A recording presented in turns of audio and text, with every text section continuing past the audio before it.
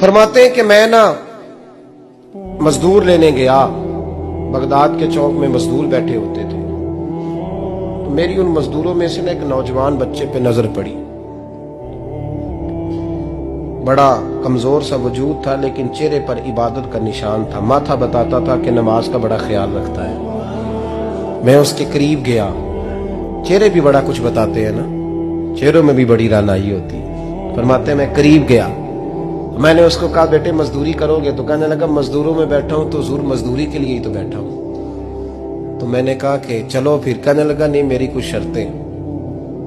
मैंने कहा बताओ? कहने लगा पहली शर्त यह है कि लोग 4 दिनार दिहाड़ी लेते हैं, मैं 3 दिनार लूंगा। मैंने कहा यार भाई तो बड़ी बेहतरीन है, बाकी भी इस तरह की रख ले। उसने कहा हुजूर दूसरी शर्त यह है कि मैं आपकी मुकम्मल बात मानूंगा, लेकिन जब अजान हो जाएगी फिर आपकी नहीं सुनूंगा। तीसरी बात उसने ये की कि हुजूर मैं आपके घर में काम करूंगा पर आपके किसी सवाल का जवाब नहीं दूंगा। कहते मैंने कहा यार तू बड़ा अजीब है, शर्तें तो मालिकों की होती हैं। कहने लगा जी बहरहाल मैं शर्तें लगा के जाता हूं। फरमाते मैं उसे घर ले आया, काम मैंने उसको बताया, तो जो काम मजदूर सारे दिन में करता है ना उसने 2 घंटे में ही कर दिया। हमारे मजदूर सिगरेट पीने में भी तो आधा घंटा लगाते हैं, वो चाय पीने जाएं तो पौना घंटा वहां। उनको भी तो दयानतदारी करनी चाहिए कि नहीं करनी चाहिए? ने मुआहदा किया है ना जी, तो पूरा उतरना चाहिए ना। कहते 2 घंटे में। अब काम जब बंदा शुरू कराता है तो काम और निकल आता है। कहते काम मैंने उसको और बता दिया, वो करने लगा। उसने मिट्टी निकाल के रखी थी बाहर रास्ते में, तो अजान हो गई जोर की। उसने वहीं कुदाल छोड़ी कही और चलने लगा। तो मेरा बेटा कहने लगा इसको जरा बराबर कर दो। कहने लगे चुप कर जा, तेरे बाप से बात हुई थी, जब अजान होती है तो मैं किसी और की नहीं सुनता, सिर्फ अल्लाह रसूल की सुनता हूं।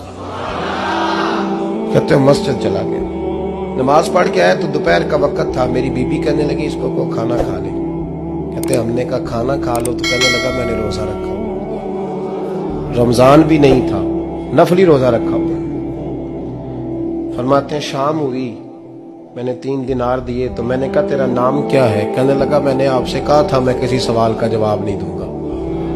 कहते वो चला गया। अगले दिन मैं फिर लेने गया उसे, काम कुछ और निकल आए। तो लोगों ने बताया वो सिर्फ हफ्ते वाले दिन आता है। मैंने कहा क्यों? कहने लगे जी वो कहता है मेरा हफ्ते का खर्चा 3 दिनार है, जब 3 दिनार कमा लेता हूं तो बाकी सारा टाइम अल्लाह रसूल की जिक्र में गुजार दिया करता हूं। फरमाते हैं अजीब। अगले हफ्ते मैं फिर लेने गया, मैंने पूरा हफ्ता इंतजार किया कि काम उसी से कराना है। मैं जब गया तो मैंने कहा चलो। कहने लगा मेरी शर्तें याद है ना? और मैंने कहा याद है भाई साथ चल। फरमाते हैं काम कराया, 2-3 हफ्ते वो आता रहा। एक हफ्ते में गया तो लोगों ने कहा हुजूर आज नहीं आया। क्यों? कहने लगे बीमार हो गए। कहाँ घर है? कहने लगे बगदाद के कब्रिस्तान के पीछे जो कच्ची आबादी है उसमें रहता है। फरमाते मैं गया, दरवाजे पे दस्तक दी तो कहने लगा हुजूर आप हैं? दरवाजा खोला है, आ जाइए। फरमाते मैं अंदर गया तो मैंने कहा तुम्हें कैसे पता चला मैं आया हूं? कहने लगा हुजूर अल्लाह वाले हो, आप नहीं आना था, वरना अमीर तो गरीबों का पता लेने कोई नहीं आते। कहते मैं करीब गया तो कहने लगा मैं आपका इंतजार कर रहा था, तेज बुखार है, तप रहा। जेब से कुछ पैसे निकाले, कहने लगा ये पैसे रखने। एक अंगूठी निकाली,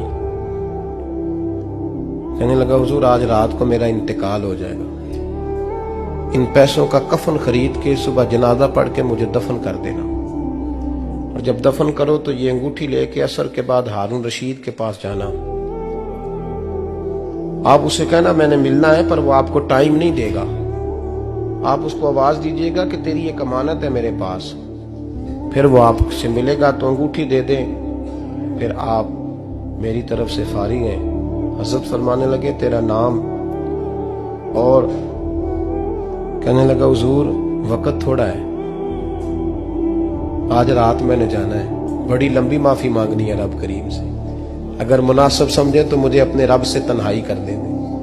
फरमाते मैं आ गया पर उसकी बातों ने मुझे सारी रात सोने नहीं दिया। फरमाते सुबह बड़ी मुश्किल से सूरज निकला, मैं गया दरवाजे पे हाथ रखा तो दरवाजा खुला हुआ था। अंदर दाखिल हुआ तो खुशबुएं मेरा इस्तकबाल कर रही थी। जब चेहरे से कपड़ा हटाया तो उसका तो इंतकाल हो चुका। इंतकाल हो चुका है, ऐसे जैसे किसी का दीदार करके सोया। कहते मैं तो 2 आदमी ले गया था जनाजे पे, पर पता नहीं दुनिया किधर किधर से आई, कहां कहां से। अखां जदों मीटियां जमाना मैनू रोवेगा, अपना ते अपना बेगाना मैनू रोवेगा।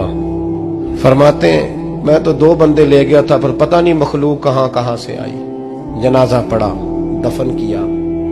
हारून रशीद के पास में असर के बाद गया, मैंने बुलाना चाहा पर बादशाह था, मेरी तरफ देखा ही नहीं। मैंने उसको कहा तेरी एक अमानत मेरे पास है। फरमाते हैं वो मुझे कोने पे ले गया, क्या बात है, कमरे में बुलाया, मैंने अंगूठी दी। हारून रशीद तो चीखे मारने लगा, कहने लगा अंगूठी वाला कहाँ है? मैंने कहा वो तो इंतकाल कर गया। कहने लगा मुझे कब्र पे ले चल। कहते मैं कब्र पे लाया तो वो लेट गया, तड़प के रोने लगा। मैंने कहा मेरा कलेजा फट जाएगा, ना उसने कुछ बताया ना तूने बताया, ये कौन था? तो हारून रशीद कहने लगा ये मेरा बेटा था। मैंने कहा तेरा बेटा और मजदूर? कहने लगा हुजूर ये हजरत दाऊद ताई के पास बैठा करता था, उनका मुरीद था, मुझे रोज कहता था अब्बा तूने बड़ी दुनिया इकट्ठी कर ली है, मरते वक्त तुझसे टांगे समेटी नहीं जाएंगी, इतना हिसाब नहीं तू दे सकेगा। मैं इसको समझा देता, इसकी अम्मा समझा देती। ये रोज हमें कहता छोड़ दो, आ जाओ अल्लाह रसूल की बारगाह में झुक जाएं। हम समझ। एक दिन ये चला गया, कहने लगा फिर तुम्हारा रास्ता और है और मेरा रास्ता और है। ये सोने की अंगूठी गलती से इसके पास रह गई, गलती से हीरे की अंगूठी चली गई। कहने लगा देखो मेरे बेटे ने आज वो भी वापस कर दी है। फिर तड़प के कहने लगा हारून रशीद था तो ये मेरा बेटा, पर मेरा मुर्शद निकला, मेरा पीर निकला। भाई जिंदगी तो बड़ी थोड़ी है ना। बाबा साहब ने कहा था उठ फरीदा सुत्या, और दाढ़ी आ गया पूर, अग्गा नेड़े आ गया, पिछा रह गया दूर।